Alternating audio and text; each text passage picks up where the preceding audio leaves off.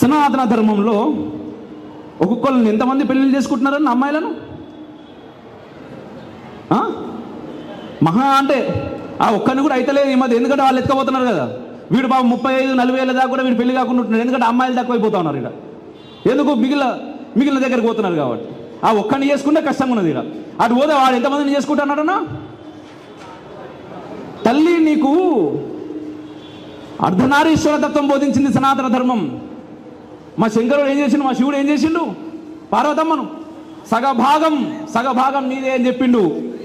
అంత గౌరవం ఇస్తా ఉంటే ముగ్గురున్నర ఇట్లా నువ్వు వాడు పడిపోయిడా, నువ్వు కాకపోతే వాడు ఇంకా మోదీజీ వచ్చో మంచి పని చేసిండు, తలాక్ అనేది తీసి పడేసిండు. లేకపోతే మాటకు తలాకనే కథం.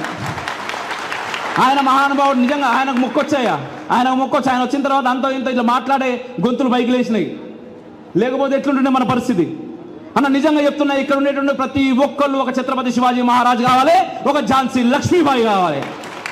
మీ గొంతులు పైకి రావాలి. తల్లి మీరిద్దరు ఇక్కడ కూర్చున్నారు, ఆనందం అనిపిస్తున్నది. పిల్లలు ఇద్దరిని చూస్తూ ఉంటే నిజంగా నాకు నిజంగా చాలా ఆనందంగా ఉన్నది. మీ తల్లిదండ్రులకు ముఖ్యంగా థ్యాంక్ యూ వెరీ మచ్ అమ్మా, ఇటువంటి కార్యక్రమాలకి మిమ్మల్ని పంపించినందుకు. అయ్యా థ్యాంక్ యూ. మీరే కావాలి. ఎందుకంటే జై ఈ దేశం బాగుంటేనే